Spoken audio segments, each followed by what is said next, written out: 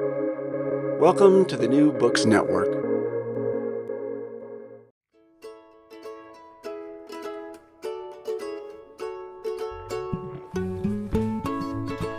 Okay, greetings everyone, and welcome to another episode of Recall This Book.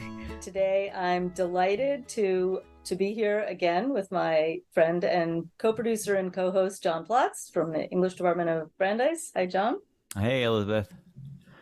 And especially happy to have Professor Derron Wallace with us. Derron is Associate Professor of Sociology and Education at Brandeis, and he has a PhD from the University of Cambridge, and he is the author of the recently released book, The Culture Trap: Ethnic Expectations and Unequal Schooling for Black Youth, which is out with Oxford University Press and is going to be the topic of our episode today. So hello, Derron, and welcome. Hello, Elizabeth. Hi, John. So good to be here. And it's, I've been able to have conversations with folks about my work who are sociologists or education scholars or, immigration studies scholars, but it's such a delight to have a conversation with scholars from different disciplines, right? A scholar in English and anthropology. But what is more, it feels like a really special honor to do so with colleagues from my own university. Feels really special. So thank you so much for this. Yeah, well, thank you. And that's really gets at the heart of Recall This Book, too. Yeah. I feel like if we knew the Waltham City anthem, we could sing it now. Only, John, in my case, only if it's the Jamaican anthem. Okay. There you go. Yeah. Okay, so Derron, could we start off by just having you tell us a little bit about the project and the book? Sure. This project is a cross-national study. The book is a cross-national study of Black Caribbean youth in London and New York City. Since the 1920s, Black Caribbeans have been deemed a high-achieving Black model minority relative to African Americans, whereas in the UK context, since the 1960s, they've been deemed the chronically underachieving minority. In both contexts, it is argued that there's something intrinsic to their culture that produces these outcomes, this culture of success in the US and a culture of failure in the UK. Well, this cross-national study calls into question the significance of culture and spotlights the importance of national policy context in shaping the divergent outcome of the same ethnic group. What I'm arguing fundamentally here is that there's so much about the relationship between culture and structure that's being relegated and simplified to purely being a matter of culture. And that is what I argue is the culture trap, right? It sort of splinters Black political power. It limits our capacity to understand the full range of structural and cultural inequalities that exist in schools and in society. It is both an epistemological and an analytical sort of limit that we place both in sort of academic discourse, but also in sort of popular culture, popular understandings of contemporary social affairs that I'm trying to unpick in this work. There's nothing in the tradition of Stuart Hall and Pierre Bourdieu, there's nothing intrinsic to the culture of Black Caribbeans, I argue in this book, or any specific group, frankly, that aids success or failure. It's also about the context of reception. It's also about the class dimensions of migration, right, that shapes who goes where. It's also about the order of Black migration, as I discuss in the book. There are a range of structural, historical, and political factors that shapes the reception of a particular cultural group to a national context. And this is what we often miss in contemporary discussions in education, but also in general discussions about who's successful or who's a failure in society. The impetus for the project, I must add, though, I had no, and I feel so grateful that I can say this now because the book is done, I had no interest in sort of studying Black Caribbeans. I was actually studying economic development, right? So much of my work, I went to graduate school to study economics, the economics of education in particular. And I was working as a community organizer, and I had a chance encounter, which I describe in the opening scenes of the book, with a veteran Black Caribbean teacher who was surprised at the time that I was Black Caribbean and studying at Cambridge. And her response to me was, when I told her I studied at Cambridge, she said, "And you're Caribbean?" And she was very shocked. And I remember thinking to myself, well, in the US, it was a complete opposite, right? That this sort of narrative. And I recall even from my first year in university, debates between noted legal scholar Lonnie Guinier and Henry Louis Gates Jr. about the sort of which particular cohort of Blacks or which kinds of Blacks were we seeing in the Ivy League. And they were describing at sort of a Black alumni conference that Black immigrants were disproportionately represented among Black students in the Ivy League, right? And in particular, this sort of at that time that Black Caribbeans constituted the largest share of the sort of Black immigrant population among those in the Ivy League, right? So a very, very different sort of policy context and public in the traditional Stuart Hall, different representation of the same group. But as after I had my conversation with her in community organizing, we used to encourage folks to sort of write down notes with leaders, right? So that the next time you meet them, you could remember. And I'm only sharing this because community organizing shaped my ethnographic sensibilities, right? So long before it became like an onerous task of documenting everything, it actually was part of my everyday practice as an organizer. And I realized quickly, I went back, spoke to my friends, spoke to people in the neighborhood about what was going on. And they said, yeah, this has been going on for decades. How did you not know? And I was like, well, it's the opposite where I'm coming from. I didn't know this. I leafed through every sociology book I could find, Black studies, history textbooks, and I could not find a text that could speak to these divergences, in representations across two different national contexts. And so, kicking and screaming, I decided I would write this book. Now it's out, and I'm elated it's out. Well, it's kind of ironic because you're critiquing the notion of culture, and yet you were sort of drawn into. You weren't going to study culture, and then you were, right? Yeah, and you were drawn into it. So in some sense, it trapped you as well, I suppose. Yeah, absolutely. I mean, I would say. I wouldn't say it trapped me. I would say it captivated me. Okay, fair. Yes. Right? It really lured me in and invited me to sort of think through a problem that I was seeing playing out from a deficit standpoint in the UK context, right? Right. Because even more recent reports like the Sewell report, which came out just about a year and a half ago. Tony Sewell is a policy advocate, and he was asked to write this report basically on sort of the state of race in Britain. And he made a couple of really strong claims, about Britain, that race was no longer a key issue, that it was far more equal in Britain than across Europe, that the greatest accomplishments can be seen in education. And he goes on to say, the major exception to these are the Black Caribbean people, who he himself is Black Caribbean. That's the latest iteration of that sort of narrative. But I can think others where this is rehearsed regularly, particularly as exam grades come out and consistently Black Caribbean students fall to the bottom, right? That this narrative around culture gets sort of reasserted as the rationale for their achievement. Right. Are there other international sort of comparandums, like I guess maybe France and America with Vietnamese Americans? I don't know what the other cases would be, but I'd be interested to know how you thought about these other cases where you get divergent, perceived outcomes in different of the same immigrant group. Yeah, so nothing conclusive. There's been some anecdotal evidence to suggest that how particular groups fare varies across context. So there have been some reports about particular groups of Asians not faring as well in, say, Australia, right, as they the United States, right? But it's part of what I hope to think about later, and it's part of why I theorize the culture trap the way that I do. Because while I want to think about the case of Black Caribbeans with specificity and depth, the theoretical argument I'm making far exceeds the case of Black Caribbeans, right? Yeah. And there are other groups around the world, which I think is what your question gestures towards, John, are also experiencing this as well. It definitely does. And I like the point that you're making about it being in a variety of contexts. But I was also specifically pulling on something that I think both Elizabeth and I were interested in, which is the notion of like what I think you call direct versus indirect settler colonial context. So I was primary and secondary, maybe? Primary and secondary, thank you. But instances where people are coming to what is perceived as like the quote mother country. As our colleague Howie Tam studies Vietnamese Francophone literature and Vietnamese literature in America. And it's like an interesting, the comparison even, might line up in interesting ways. Yeah. And that, I mean, to me, that's so, one of the things that I really love about the book is the way that you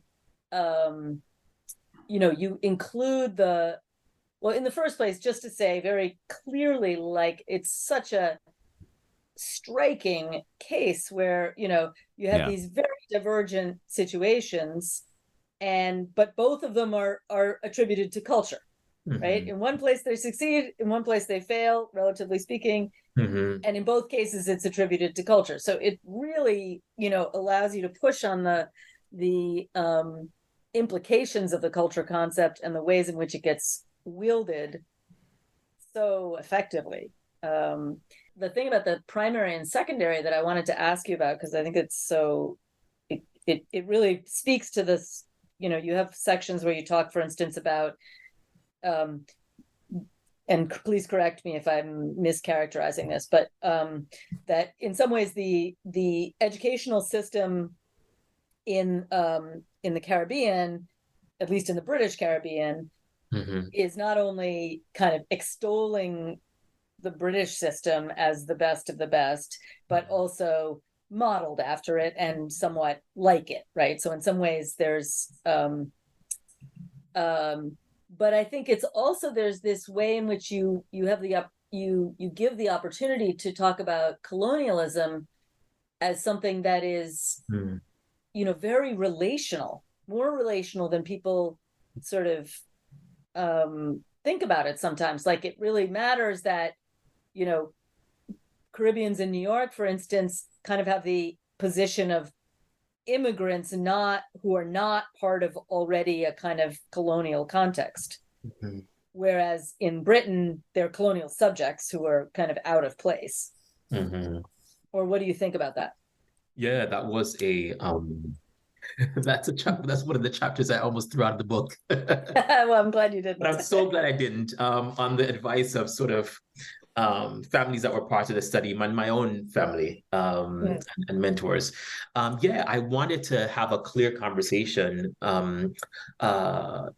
in that chapter about a really key point that I think challenges traditional immigration studies work.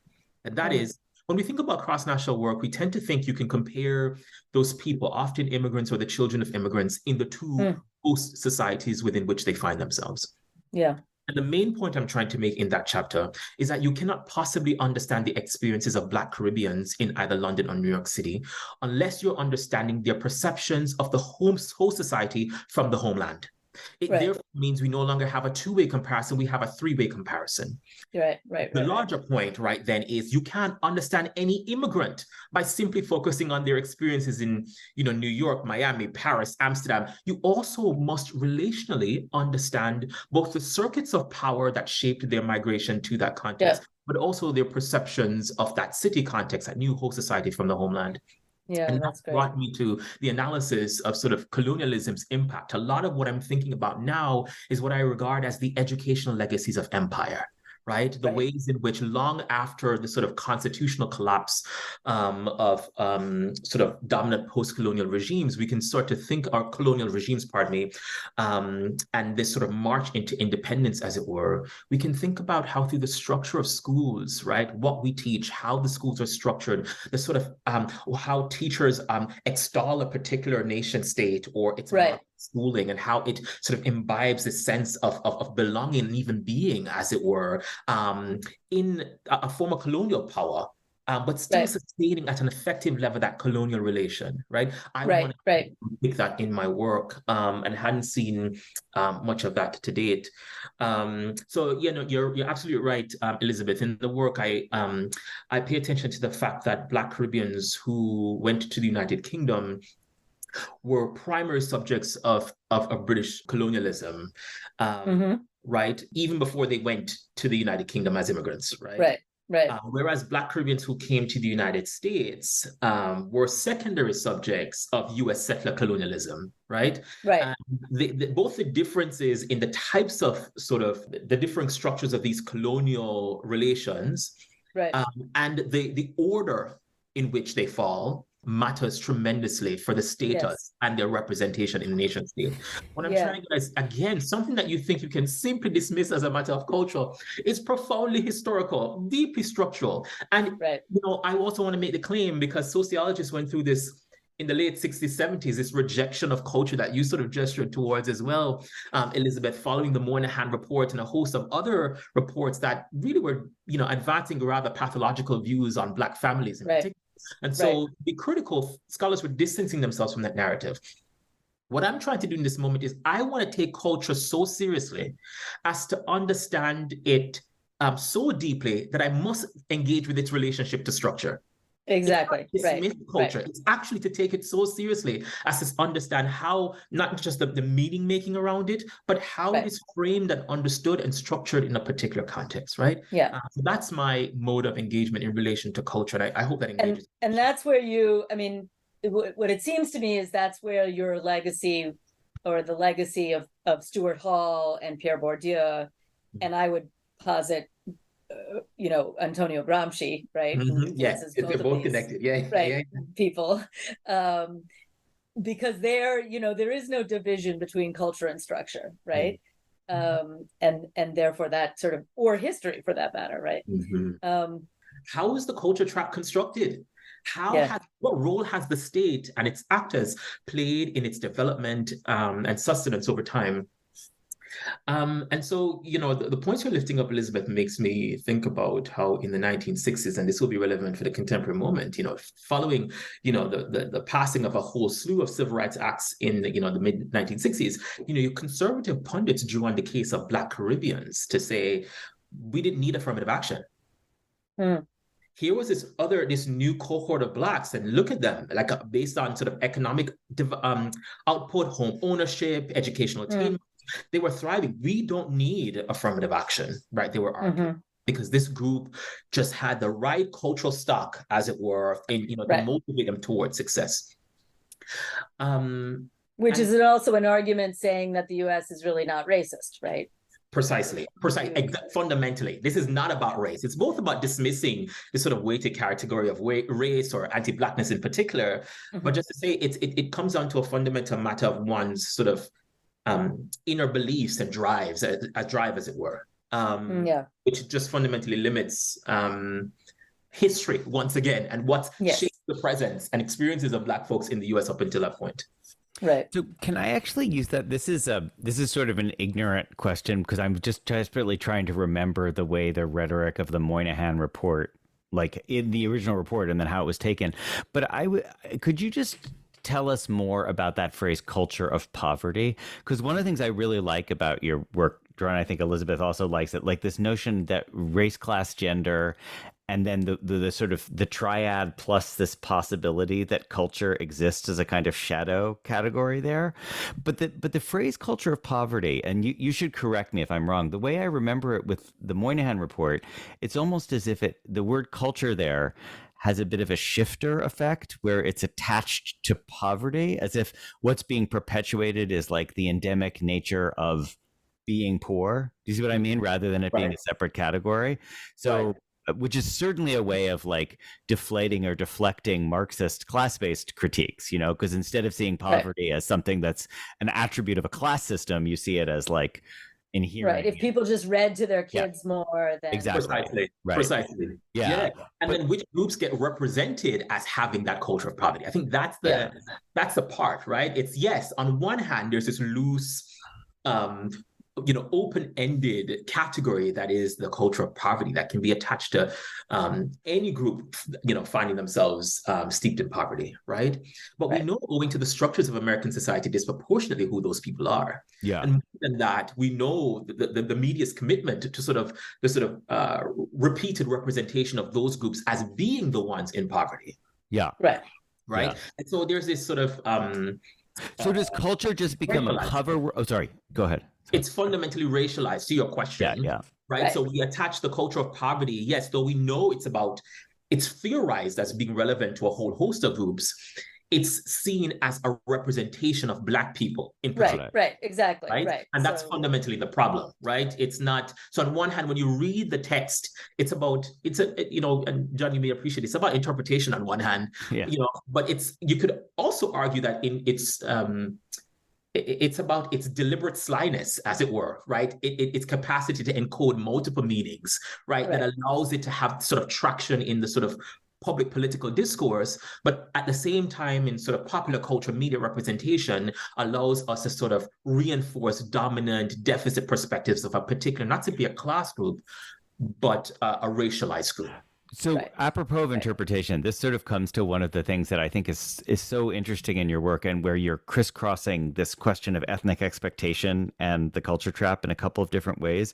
So that set of that sort of sleight of hand move you're describing there has to do with like a general public that is set up to receive something that is, putatively race neutral, but actually racialized. But you also have a set of arguments about the internalization of ethnic expectation. That is the way in which these culture traps aren't just categories by which neutral data is interpreted for the benefit of policymakers. You're also talking about how this hits people's lives, right? I mean, school children especially.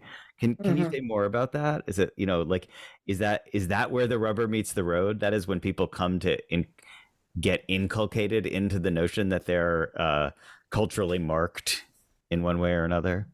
Yeah, thanks so much for that question, John. I think it's at least one point where the rubber meets the road, and it feels significant because in internalizing these logics at different junctures, for me, the rationalization about why that logic has traction is what I find most fascinating, right? So folks would genuinely say they work hard. Well, what allowed you? What might have allowed you to work hard, right? So again, this sort of quiet but significant weighty presentism that sort of shapes on our understanding of even Caribbean success here, right? Well, we know in the and I uncovered this in the book, in the 1920s, immigration policy necessitated that only those highly proficient in English language were allowed migration from the Caribbean.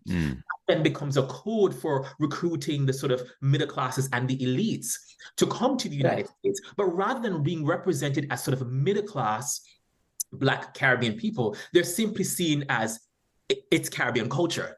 That is what I refer to as a secret life of social class. Like class is shaping the quality of representation we see of a particular group in a national context, right?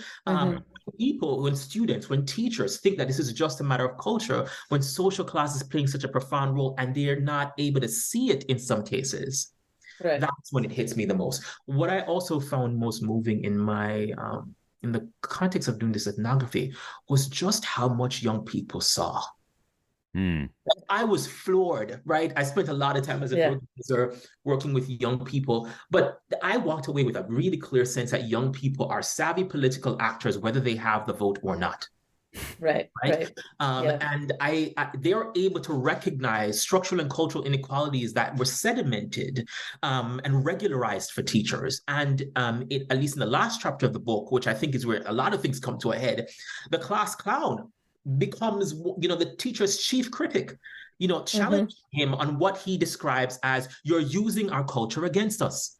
Those were his words, right? The kid who opens up the book making fun, right? And having this interaction with his teacher. So for me, culture has its power, not simply, in the sort of meaningful theorizations we may advance, right? In the sort of quality of works we may produce. It has profound implications in schools and society because it shapes teacher and student dispositions, who we are, what we believe about ourselves and what's possible. It therefore has implications for democracy. It therefore has implications for even social welfare and who we believe deserves it or not, right? It's a case for a whole host of larger points about how society is structured and who's deserving and who's not. Can you say more about that? I love that point about the awareness.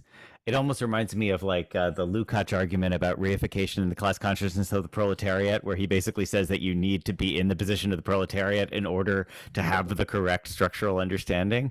Because a lot of times I hear that argument run, like I think about, forgive me if I'm using this phrase wrong, but there's a category stereotype threat, the notion that people are basically stigmatized and sort of set up for failure because they're imagining what the expectation is for them. And that, I think, understands, let's say, school children, let's imagine it for that case, as disabled by these cultural predispositions. But the thing you just said was like you see the kids in that situation as actually having an angle on it. Like they have some traction. Mm-hmm. Yeah. They have some traction, and it isn't universal. They don't always have it. It is situational, it's contextual, and it's often when they are most disadvantaged by the structures of power. Right. So when you flip the case, right, these Black Caribbean students, when they're celebrated in New York and African Americans are being put down in schools, they don't see that.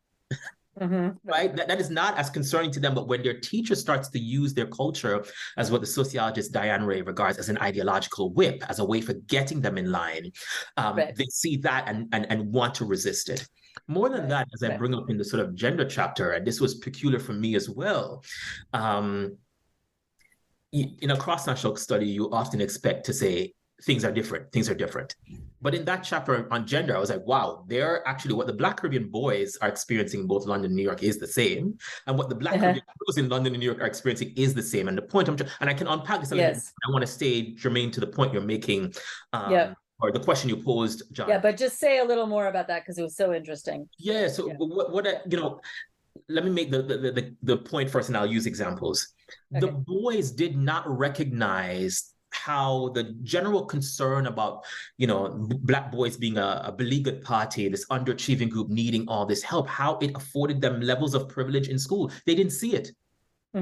Right. In fact, when you read the book closely, I was very forthright in sort of saying there were moments where I was in conversation with these girls and they're like, you don't see it? How could you not see it? And I was like, maybe you're just like, let's dig a little bit deeper. And, I was greeted with eye rolls and neck rolls. And, you don't get it. Why my own male privilege growing up in a Caribbean context meant that I too had benefited from this and I didn't see it despite my own political consciousness. I'm using that as an example to say, again, what are the moments when we see and we don't see structural and cultural inequalities, right? And that isn't peculiar to young people. It isn't peculiar to Black Caribbeans. I could talk about our own faculty. I could talk about the wider society and local community. I could talk about the sort of middle classes moving into working class neighborhoods, and when it's okay, Black middle class people moving into Black working class neighborhoods, and when it's reclamation versus when it's gentrification. I mean, these are the sort of nuances I wanted to lift up in the book. To the examples you were asking about before, Elizabeth, I found that in the latter part of the book, I focus on 3 cultural logics that Black Caribbean students use in pursuit of success: distinctiveness, deference, and defiance. And I can say more about each of those, but the one most relevant is deference. It's this ideological investment in good behavior and comportment as being relevant to one's success. And what I learned in the context of pursuing this work and write about it in the book is that it was profoundly a gendered ideological frame, right? And that the rewards were starkly different for boys than girls. So in a context in both London and New York City where Black boys were deemed to need sort of policy and social support to sort of aid in their academic achievement, those boys then were praised for, they experienced what I call complimentary deference, or deference for the sake of receiving praise. They got praise for just showing up to class on time, raising their hands on occasion in class, right? In one case, just guessing an answer to a question, right? This kid was beating his chest because he was proud. The Black Caribbean girls on both sides of the Atlantic were not praised because of their behavior.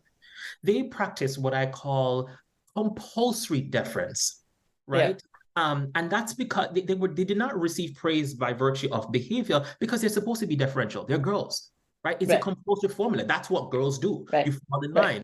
And so they could only receive praise through high academic achievement. And this was true in both national contexts, right? And so what we're seeing there is that in this attempt to sort of support boys, they're engendering this sort of low gendered expectations for Black Caribbean boys on both sides of the Atlantic, where they're easily praised, and the praise is supposed to be an attempt to sort of support their advancement, but it actually helps to keep them back. The girls, on the other hand, who in their everyday social life wish to be praised for showing up on time or participation, get none of that. It's only through the pressure of high academic achievement that they're able to garner those rewards. And I wasn't even able to see that. It was completely revelatory for me, because I could now look back on even my own educational experience and see where I had benefited from the same thing relative to young women and girls who were much smarter than I was.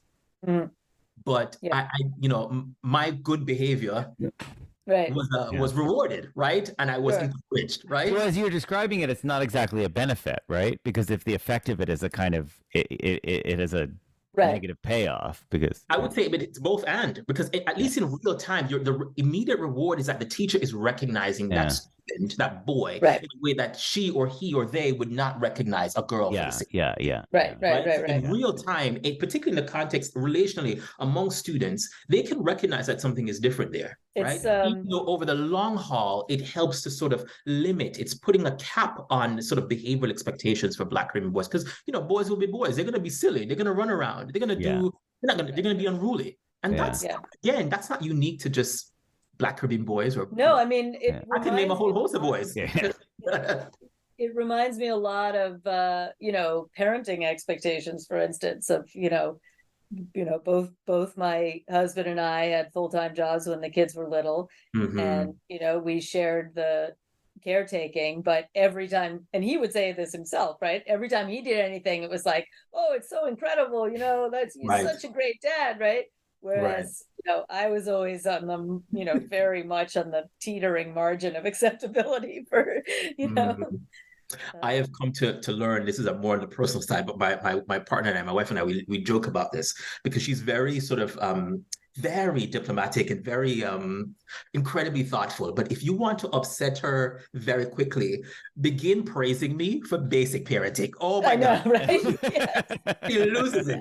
And she reminds me, this is her words, this is your reasonable service. You're not doing anything extra here. There's nothing that's worthy of praise. We are doing this together.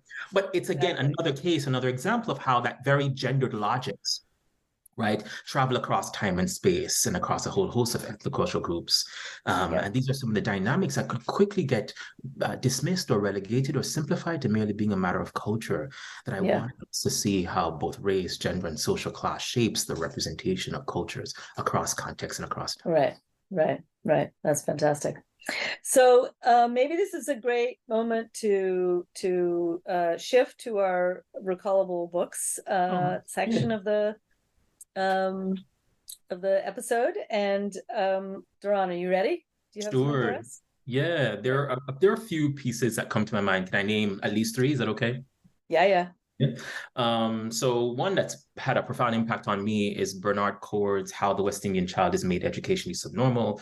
It is the text that then shaped Steve McQueen's, at least the fourth episode of Steve McQueen's Small Acts, focused on education. And interestingly, Bernard Cord is a Brandeis alum.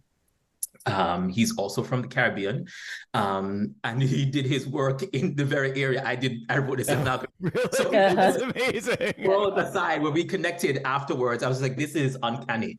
It felt like the very calling, because he was pushed to write that book based on community actors who were saying, if you're in these schools seeing what's happening with our kids, you need to write this. And that's precisely what happened to me when I described the differences across the two national contexts. Members of my community was like, well, if you can't find a book, you need to do it. I need an answer. You should tell me. So Derron, say the title again, just so we can hear it. Yeah. Bernard Cord's How the West Indian Child is Made Educationally Subnormal, published in 1971. It's such a striking title. Yeah. And it's striking because, going back to arguments about the state, I use the US example around affirmative action. Well, in the late 40s, 50s, 60s, into the 70s, the British government disproportionately labeled Black Caribbean students as, and I quote, educationally subnormal. That was the language of the state. That is how we reproduce the representation of a particular cultural group and sustain that over time. Right? This isn't just about what people are thinking or believing. The state plays a role in structuring these representations. Back to other books, I'm thinking too about Bernardine Evaristo's Girl, Woman, Other. A really just very provocative book that I think is so well done. I enjoy that. The other I just want to lift up, which falls slightly outside of that tradition. This is a book written by a scholar, a sociologist of Southern studies, I think you would say. He's a scholar called B. Brian Foster. He's at the University of Virginia.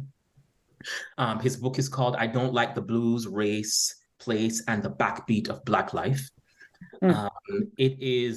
For me, it is my favorite ethnography of 2021 by far. There is a text where that is so steeped in Southern culture that both in the language and the attention to detail, the theorizations that are being advanced, the quantitative data brought to bear was just a level of sophistication I so appreciated. I read parts of the book, and there are moments where I would just throw the book on the floor. I was like, I can't believe you just said it. Right? The prose was so lush. It's poetry and it's sophisticated empirical analysis. I love it. Great. And I got a chance to, I don't know Brian personally, but we crisscrossed at ASA, at the American Sociological Association this summer, and I just had to find him and tell him, like, this is what I think of your work, and I've been telling other people, but I need to tell you to your face. Like, this is a really good book. So those are the three that come to my mind. Wonderful. That's great. And that's fantastic. And those will all be there on the website so that people can look them up. So I have a couple of things. One is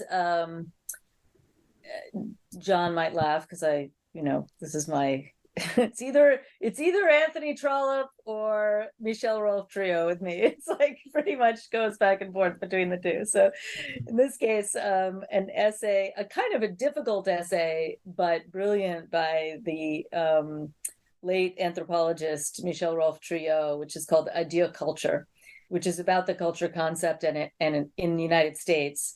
And it traces its, one thing that trio is really has a really light touch with is the life of concepts and the ways in which concepts change, and how concepts and words are not the same thing, that you might have the same word, but the concept is changing and has different kinds of histories.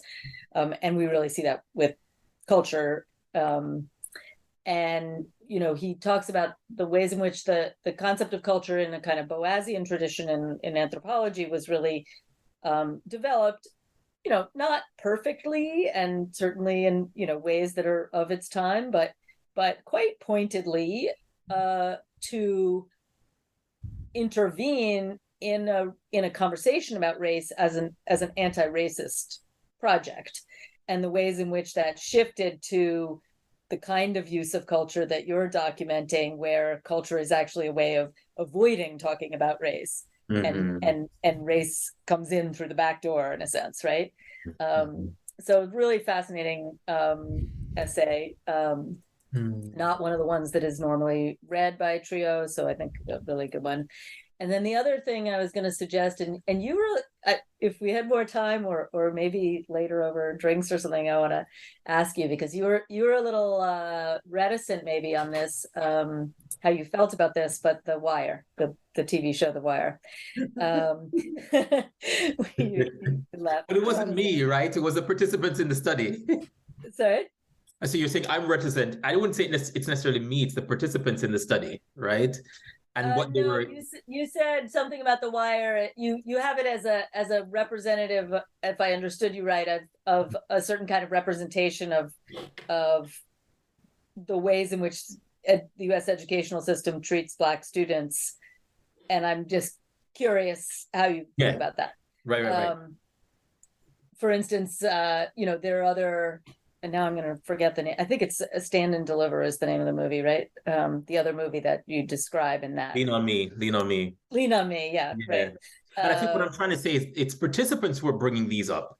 And I've, tried to be a good interviewer saying, well, don't you realize, or what do you think this actually represents? Do you think this is actually what's happening? Do you see what I mean? Right. So That's I fair. didn't want to bring these up, but there's also another movie in the UK context with Sidney Poitier, where he is this Guyanese head teacher who gets recruited into Britain in the 1960s.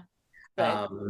Mr. Chips or something? Is it? Or To Sir with Love? There's that. To Sir with Love. Oh, that was it. Love, right? Yeah. Right. And so, curiously, no one was talking about the culture of property among the white working classes at the time, right? And how these students were it's true. poorly behaved, and how they needed to recruit this teacher. But that's, as you say, Elizabeth, perhaps for another time and over drinks for us to Yeah, but so to me, the difference between The Wire and a lot of those films is that has a much more kind of Bourdieuian sort of notion of how, I mean, it's certainly representing schools in certain ways, and I think that that would be a good conversation, but it doesn't have the kind of heroic narrative that you see in a lot of these things. It's much more. Mm-hmm.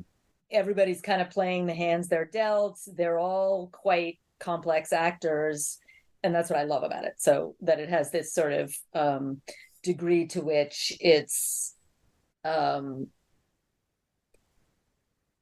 notion of culture, to me, aligns a lot more with what I see in your analytic frame, not your description of how the concept of culture is working in your ethnography. So I'm a fan. So that's my recallable. Yeah. We should try to teach a class about The Wire, which I think colleagues have done at other universities, but I don't know if you've seen Top Boy, which has become. I love Top Boy. Yeah. So what is Top Boy? I don't know what Top Boy is. Yeah, folks crudely regard to it as the UK's Wire. Right. And so it's available. Really, really good. I haven't seen the last season, but yeah, no, it's great. I have. Yeah, I watched it a couple of weeks ago when it came.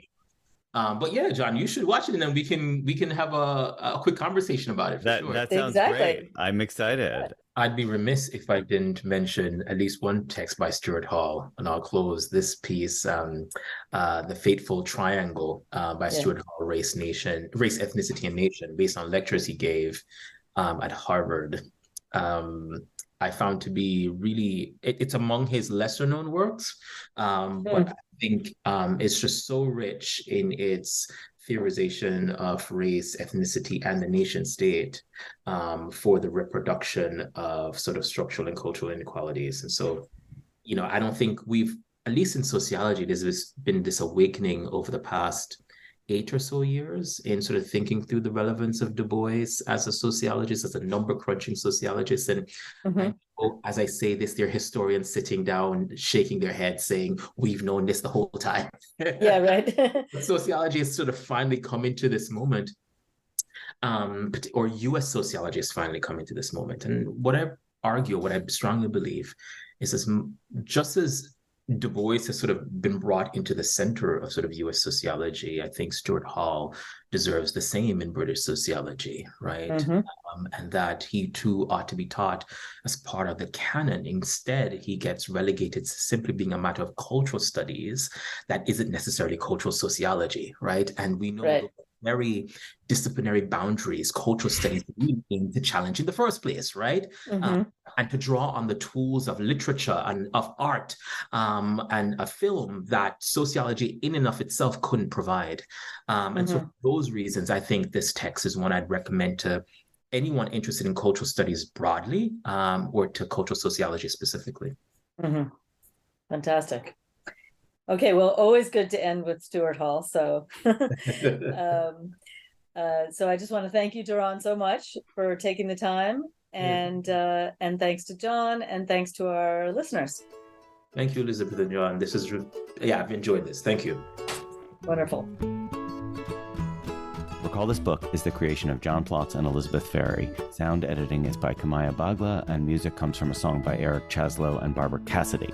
We gratefully acknowledge support from Brandeis University and its Mandel Center for the Humanities. We always want to hear from you with your comments, criticisms, or suggestions for future episodes. Finally, if you enjoyed today's show, please forward it to 5 people or write a review and rate us wherever you get your podcasts. Thanks for listening.